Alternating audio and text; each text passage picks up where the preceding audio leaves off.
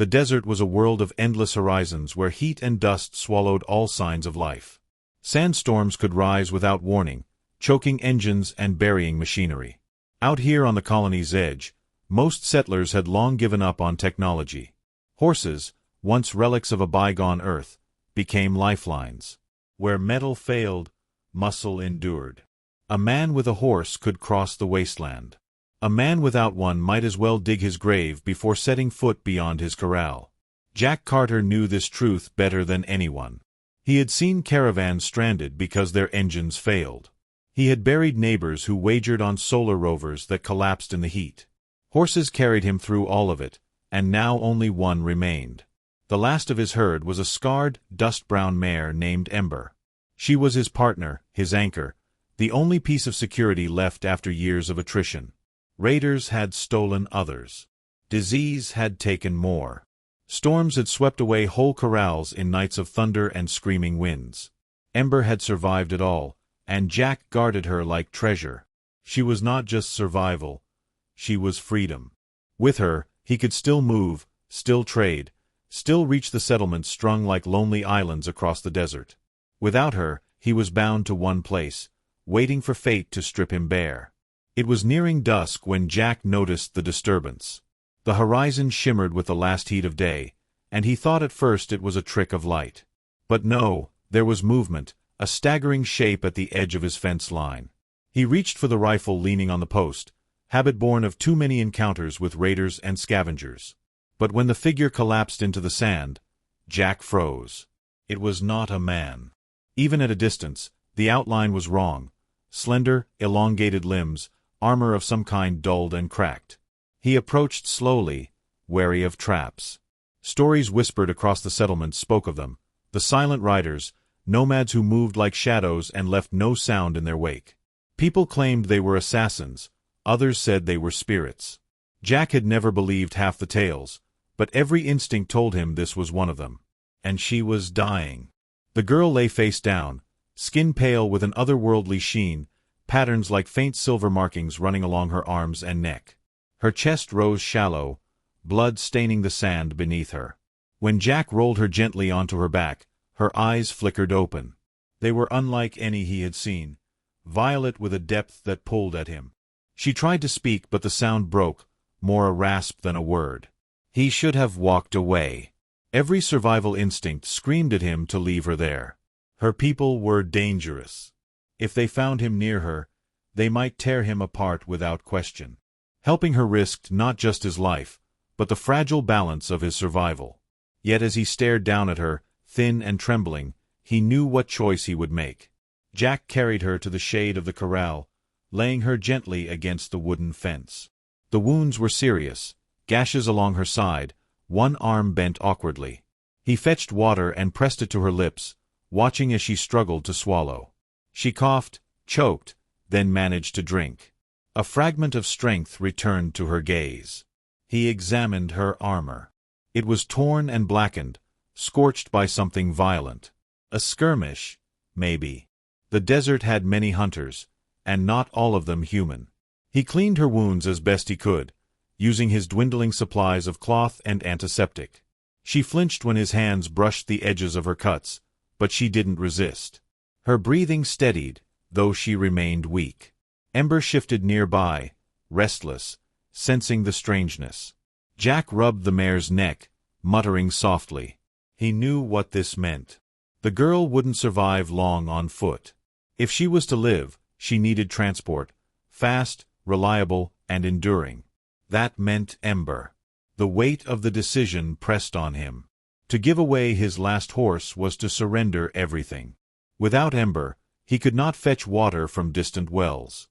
He could not reach markets for supplies. He would be stranded, exposed, vulnerable to storms and raiders alike. The mare was his lifeline. And yet the alien girl's breath rattled in her chest, shallow, fading. Her eyes found his again, shimmering with something unreadable. Fear, perhaps, or simple exhaustion. She was young, though her species made it hard to guess her age. In that look, Jack saw not a myth, not a threat, but a life clinging desperately to its edge. His thoughts raced with memories of others he had failed to save. Neighbors lost to storms because he couldn't spare a ride. Strangers dying on the trail, waving him past when his saddle was already burdened. Each one left a weight inside him that he carried year after year. Perhaps that was why he didn't walk away now. Perhaps he was simply tired of surviving at the cost of turning his back.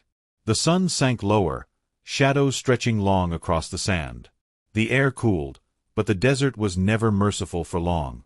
He looked at Ember, steady and strong, and then at the girl trembling in the dust. The choice lay before him, clear as the horizon. He whispered to himself, voice low and rough, "Reckless fool. You're a damn fool, Jack." And then he began to prepare. The girl's breathing steadied, but it was a fragile rhythm, like a candle flickering against the wind. Jack could see the strain in every shallow rise of her chest. Her wounds were treated only in the most basic way, and without movement soon, her chances would vanish with the night. He tried to tell himself there was another way, some compromise that didn't cost him everything, but each possibility collapsed under the weight of reality. Out here, a person either moved or they died. He studied her features, the strange patterns across her skin glowing faintly under the fading light. Her hair was silver white, strands tangled with sand and blood. She tried again to speak, her voice broken and faint. The words meant nothing to him, but the intent was clear: she wanted to live. He didn't need translation to understand that universal plea. Jack crouched by Ember, running his calloused hand down her flank. The mare shifted uneasily, sensing his turmoil. She was more than an animal to him. She was years of trust, nights of warmth against bitter cold, the steady heartbeat that had kept him sane in endless loneliness. Giving her away was more than giving up a mount. It was giving up security, comfort, the last tie he had to a life that still meant something. His mind circled back to memories of the past. He remembered the day raiders stormed through his neighbor's ranch, leaving wreckage and graves behind. He'd had more horses then, and he'd run, carrying what he could. Ember had been the one who never faltered, carrying him through fire and smoke when all others panicked. He owed her his survival. And now he was considering sending her away with a stranger, one who might never return. The girl coughed weakly, pulling his thoughts back to the present. Her lips were dry and cracked, but when he offered water again, she drank with more strength than before. She was recovering, bit by bit, but recovery on the ground meant nothing. She needed to reach her people, wherever they were. He could guess the distance. If the silent riders traveled in groups, they wouldn't be far. With Ember, she had a chance. Without Ember, she had none. He wrestled with the decision as twilight deepened. Each minute brought cooler air but also greater danger. Night predators prowled in silence, and the desert was not forgiving. If he waited too long, it would be too late for both of them. He could leave her and cling to his own survival, but that thought sickened him. He had lived too long watching death and doing nothing. With a heavy sigh, he fetched the saddle. Ember snorted, uneasy, as if she already understood. Jack tightened the straps with steady hands, though his heart was far from steady. The mare's dark eyes met his, full of a trust that pierced him deeper than any wound. He hated himself for what he was about to do, but he hated the idea of abandoning the girl more. He lifted the alien girl carefully, her body feather-light against his strength. She winced at the movement, eyes fluttering open again. He tried to speak calmly, though he knew she couldn't understand. "Easy now. You'll be all right. You just hold on." His words were meant for himself as much as for her. Placing her in the saddle took effort. She sagged forward, gripping the pommel weakly. He tied the water skin to the horn, adjusted the reins into her trembling hands, and stepped back. Ember pawed the sand, ready but uncertain. The girl gave him a long look, her violet eyes meeting his in a silence that carried weight. She might not have known his language, but she seemed to understand what he had done. Jack gave her a firm nod, then smacked Ember lightly on the flank. The mare started forward, slow at first, then steady, carrying her precious burden away into the growing darkness. Jack watched them fade toward the horizon, their silhouettes shrinking against the glow of the dying sun. When they vanished, the silence hit him like a hammer. The desert stretched out before him, endless and merciless, and for the first time in years, he was without a horse. The emptiness settled in his chest, cold and sharp. He had made his choice, and now he had to live, or die, with it. He walked back to the corral and sat heavily against the wooden posts.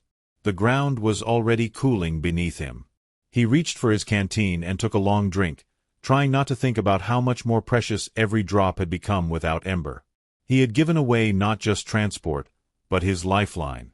If raiders came, if a storm rose, if his well ran dry, he would have no escape. But as he stared out into the dark, he forced himself not to regret it. He pictured the girl, fragile yet stubborn, holding on to life as he had held on through countless storms. He pictured her reaching her people, saved because he had chosen to act. Perhaps they would never know his name. Perhaps she would forget his face. It didn't matter. He would know. The desert wind whispered around him, carrying the scent of sand and dry sage. He closed his eyes, listening. For the first time in a long while, he felt something stir beneath the weariness, a strange peace, though it was laced with fear. He had given all he had, and the world would decide what came next. Night deepened, and the stars spread across the sky like scattered fire. Jack lay back against the fence, staring upward. Each star reminded him of the vastness beyond, of the smallness of his choice against the infinite. Yet small choices shaped lives, shaped stories, shaped futures. He clung to that thought as the cold crept in. His hands were empty, his future uncertain, but his conscience was finally, brutally clean. The desert would test him, as it always had. But for now, he let exhaustion pull him into uneasy rest, knowing that the horizon had claimed his last horse, and with it, a piece of himself. The desert was never kind at night. Cold crept in steadily, stripping away warmth that the day had seared into the earth. Jack stayed awake longer than he meant to, wrapped in nothing but silence and his own thoughts. Every creak of the corral made him tense. Without Ember, he felt stripped bare, vulnerable to every shadow moving on the horizon. Yet exhaustion won, dragging him into shallow sleep. When he stirred again, the stars were fading. A pale line of gray touched the eastern sky, promising the first breath of dawn. Jack sat up slowly, muscles stiff, throat dry. He drank the last mouthful from his canteen and stared at the endless desert, already wondering how long he could last without his horse. Doubt gnawed at him, whispering that he had doomed himself for nothing. The wind that usually hummed through the dunes was gone. The stillness pressed down on him, unnatural, heavy. No insects, no shifting sand, no birds calling from the sparse thorn brush. Jack felt it before he heard anything. A prickle on the back of his neck, the unmistakable awareness of being watched. He pushed himself to his feet, scanning the horizon. The light strengthened, painting the dunes with streaks of gold and shadow. That was when he saw them. Figures moving in the distance, gliding silently across the sand as though the earth itself carried them. At first, he thought it was a mirage, the kind that lured thirsty men to their graves. But they did not vanish. They drew closer, shapes solidifying into riders. They rode not on horses, but on tall, sleek creatures with long limbs and veiled faces, beasts that seemed bred for silence. Their riders were women, armored in pale cloth that shimmered faintly, each one marked by the same silver patterns as the girl he had saved. There were 4 of them, advancing in a line, their movements perfectly synchronized. Jack's grip tightened on his rifle, though he knew it would mean little if they meant him harm. He had heard stories of how the silent riders struck, without sound, without warning, their blades already at your throat before you even saw them move. The lead rider raised a hand, and the group halted. They dismounted in unison, boots touching the sand without a whisper. They stood tall and graceful, faces obscured by veils, but their eyes gleamed sharp and watchful in the dawn light. Jack held his ground, forcing himself not to step back. His heart hammered, but fear alone would not save him now. The leader stepped forward, veil shifting as she studied him. Her gaze swept over the empty corral, the dust where Ember's tracks still lingered, and then locked on Jack. When she spoke, her voice was low and resonant, each word heavy with meaning though the language was broken. "You gave the last beast." Jack swallowed, throat dry, but he nodded. She wouldn't have made it otherwise. His voice cracked against the silence, too loud in the still air. The leader tilted her head slightly, eyes narrowing. Behind her, the other sisters exchanged glances, their expressions unreadable but intense. Jack felt the weight of their judgment pressing down on him. They could cut him down here and now, avenge whatever slight they imagined in him touching their kin. He braced himself for it, but no blade came. Instead, the leader moved closer, close enough that he could see the faint silver lines tracing her skin like living ink. She studied him as though trying to peer inside his soul. "You gave all," she said slowly, each syllable deliberate. "Not for gain. Not for trade." Jack gave a short, bitter laugh. "For survival, I guess. Hers, not mine." The women exchanged another look, softer this time. The leader's eyes narrowed again, but not with hostility, with thought. She lifted her hand, and from behind her, one of the sisters stepped forward. In her arms was the girl Jack had saved, weak but alive. She sat upright, supported by her sister, her violet eyes fixed on him. A strange hush fell between them. Jack's chest tightened when he saw her breathing steady, strength slowly returning. She was alive because of what he had done.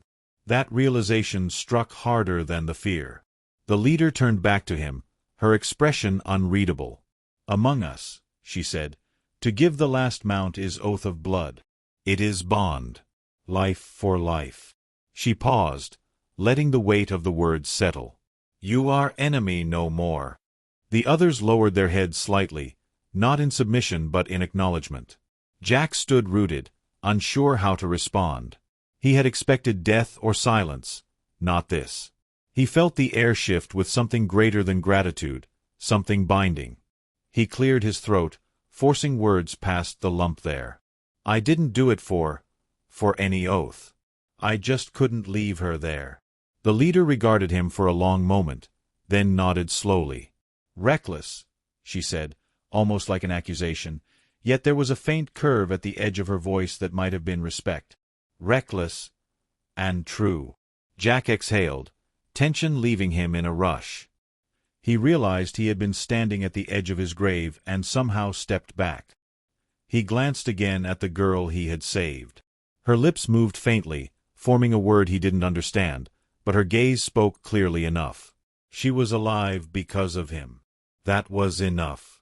The sisters drew closer, surrounding him, not with weapons but with presence. Their silence was no longer menacing but watchful, curious. Jack felt the desert dawn settle over them, and for the first time, the weight of his sacrifice no longer felt like loss. It felt like the start of something he could not yet name. The sisters stood in a half-circle, their presence commanding but not hostile. The leader's gaze lingered on Jack, measuring, weighing. Her words still echoed in the morning air. Life for life, blood for blood, enemy no more. Jack didn't know what that truly meant in their culture, but he knew the desert didn't hand out second chances freely. He had been given one, though whether it was mercy or obligation, he couldn't yet tell. The girl he had saved was lifted gently down from her sister's arms. She tried to stand, legs trembling, but she forced herself upright. Her frailty was obvious, yet her eyes held quiet fire.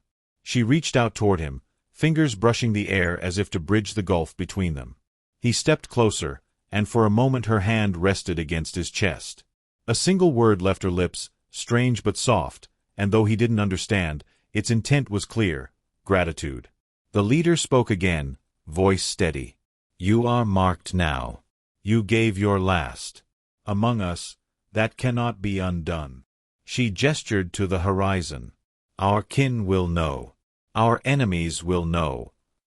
Jack frowned. "And what exactly does that make me?" The faintest trace of a smile touched her veil. "One of us, in part. Enough to be under watch. Enough to be remembered." He didn't know whether to feel honored or trapped. The silent riders had been myth to him, unreachable, untouchable, spoken of in hushed tones across outposts. Now they stood before him, and somehow he was tied to them by his own reckless choice. One of the sisters stepped forward, pulling something from her satchel. She placed it in his hand, a strip of woven fabric, patterned in silver threads. He turned it over, feeling the texture, the intricate knots. It was not decoration. It was a sign, a marker of belonging. He sensed that wearing it might protect him in places where no weapon could. The leader spoke again. You gave without promise. We give in return. Our riders will not harm you. Our kin will not take from you. This we bind. Jack swallowed hard. It was more than protection. It was recognition, a kind of alliance no trader or soldier had ever spoken of achieving. He thought of the girl on Ember's back, of how easily he could have chosen differently, and how that one choice had changed everything. Yet part of him still ached. Ember was gone, carrying the girl to safety. His last tie, his companion through years of hardship, would never return. The desert stretched ahead of him, and he was still a man alone. The sisters must have seen the shadow in his face, because the leader's eyes softened. She raised her hand, and another sister whistled sharply. From the ridge behind them came movement. A figure stepped forward, a horse, strong and sleek, its coat the color of burnished bronze, eyes steady and intelligent. It wasn't Ember, but it was a mount bred for endurance, a gift not lightly given. The leader gestured to it. You walk no more. You ride. The weight in Jack's chest eased slightly. He stepped forward, running his hand along the animal's neck. It accepted him without resistance, lowering its head as though acknowledging the bond. He whispered a quiet thank you, both to the creature and to the women who had brought it. The girl he had saved spoke again, weak but clear. Her sisters supported her, but she lifted her chin toward him. Human, she managed, her accent thick, but her meaning unmistakable. Reckless, true. She echoed her leader's earlier words, and for the first time, a smile tugged at Jack's lips. The silent riders began to mount their beasts once more. The leader turned back to him. You chose with no thought of return. Remember this, so do we. The desert will carry your name. She inclined her head slightly, then swung into her saddle with effortless grace. Jack stood in silence as they rode away, their figures gliding across the sand until the horizon swallowed them. He watched the girl glance back once, her violet eyes meeting his one final time before distance claimed her. The sun had risen fully now, bathing the desert in light, and he felt the warmth spread across his skin. He tightened the woven fabric in his hand and secured it to his arm. The gift was more than cloth. It was protection, it was recognition, it was a thread tying him to something larger than himself. He looked at the horse beside him, its steady presence grounding him. He would not be alone in the desert after all. For the first time in years, Jack felt a stirring of purpose. He had thought himself a man surviving on scraps, clinging to a hollow life. Yet one act of reckless compassion had opened a path into legend. The silent riders would remember him. Their enemies would know him. And he, a simple rancher with nothing left, had carved a place in the story of two peoples. The desert wind rose again, whispering across the dunes, no longer empty but alive with possibility. Jack mounted the new horse, feeling its strength beneath him. He turned his gaze toward the endless horizon, not as a man burdened with loss, but as one bound by choice and by honor. What waited for him ahead, he could not know. But he rode forward with steady hands, carrying the weight of his sacrifice and the bond it had forged. In the silence of dawn, he understood. Humanity's greatest strength was not its weapons, not its machines, but the stubborn reckless will to give even when nothing remained. And in that truth, carved into the sand by one man and one horse, the desert itself seemed to bow in quiet respect.